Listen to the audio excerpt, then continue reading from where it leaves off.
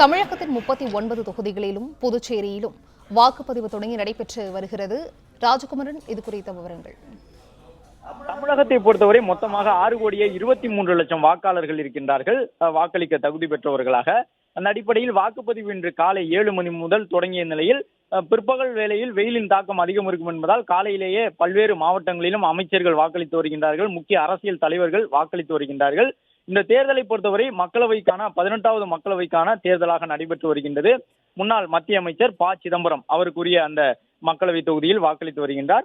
இதேபோன்று ஒவ்வொரு தொகுதியிலும் வாக்காளர்களுக்கு முன்பாகவே வேட்பாளர்களாக இருந்தவர்கள், குறிப்பாக மத்திய அமைச்சர்களாக இருந்த பல்வேறு அரசியல் தலைவர்களும் இன்று காலை 7 மணிக்கே வாக்குச்சாவடிகளுக்கு சென்று வாக்குகளை செலுத்தியிருந்தார்கள். மொத்தமாக 1,30,000 காவலர்கள் பாதுகாப்பு பணியில் ஈடுபட்டு இருக்கின்றார்கள். இந்த வாக்குச்சாவடிகளுக்கு செல்லக்கூடிய வாக்காளர்கள் கண்டிப்பாக வாக்காளர் அடையாள அட்டையை எடுத்து செல்ல வேண்டும் என்ற அவசியமில்லை. வாக்காளர் பட்டியலில் பெயர் இருந்தாலே, வாக்காளர் அடையாள அட்டை இல்லாவிட்டாலும் ஓட்டுநர் உரிமம், வங்கிகளுடைய அந்த பாஸ்புக் என்று சொல்லப்படக்கூடிய அந்த புத்தகம் போன்றவற்றை காட்டி வாக்களிக்கலாம். அது மட்டுமல்லாமல் ஆதார் அட்டையை பயன்படுத்தி கூட வாக்காளர் பட்டியலில் பெயர் இருப்பவர்கள் வாக்களிக்கலாம். அது மட்டுமல்லாமல் தேசிய ஊரக வேலை உறுதியளிப்பு திட்டத்தில் பணி செய்யக்கூடிய 100 நாள் வேலை திட்ட பணியாளர்கள் தங்களுடைய அந்த கார்டை காட்டி கூட வாக்களிப்பதற்கு ஏற்பாடு செய்யப்பட்டிருக்கின்றது. மொத்தமாக 13 ஆவணங்களை காட்டி வாக்களிக்கலாம் என்று தேர்தல் ஆணையம் சொல்லியிருக்கின்றது. அது மட்டுமல்லாமல் வயது முதிர்ந்தோர், 85 வயதுக்கும் மேற்பட்டோர், தபால் வாக்கு செலுத்தாதவர்கள், நேரில் சென்றுதான் வாக்களிப்போம் என்ற ஆர்வத்துடன் இருக்கக்கூடிய 85 வயதுக்கு மேற்பட்ட முதியவர்கள் 1950 என்ற எண்ணுக்கு தொடர்பு கொண்டு உதவி கேட்டால் அரசே வாகனம் ஏற்பாடு செய்து அவர்களை அழைத்து சென்று வாக்குச்சாவடிகளில் இறக்கிவிட்டு அந்த முதியவர்களை மீண்டும் அவர்களுடைய வீடுகளுக்கு அழைத்து செல்வதற்கான வாகன வசதியையும் தமிழ்நாடு அரசு செய்து கொடுத்திருக்கின்றது. முதியவர்கள் 85 வயதுக்கு மேற்பட்டவர்கள் அந்த வாய்ப்பினை பயன்படுத்திக் கொள்ளலாம் என்று சொல்லியிருக்கின்றார்கள்.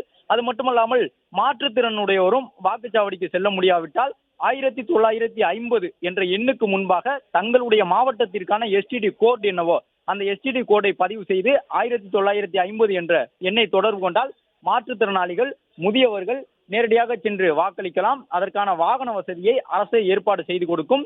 வீட்டிலிருந்து ஏற்றி வருவது மட்டுமல்ல, அந்த முதியவர்களை மீண்டும் வாக்களித்த பின்னர் வீடுகளுக்கு சென்று விடக்கூடிய வாகன வசதியையும் ஏற்பாடு செய்திருக்கின்றது தேர்தல் ஆணையம். தமிழகத்தில் இருக்கக்கூடிய 39 மக்களவை தொகுதியிலும் 950 வேட்பாளர்கள் களத்தில் இருக்கின்றார்கள். இன்று மாலை 6 மணி வரை வாக்காளர்கள் தங்களுக்கு விருப்பப்பட்ட வேட்பாளருக்கு வாக்குச்சாவடிக்கு சென்று வாக்களிக்கலாம்.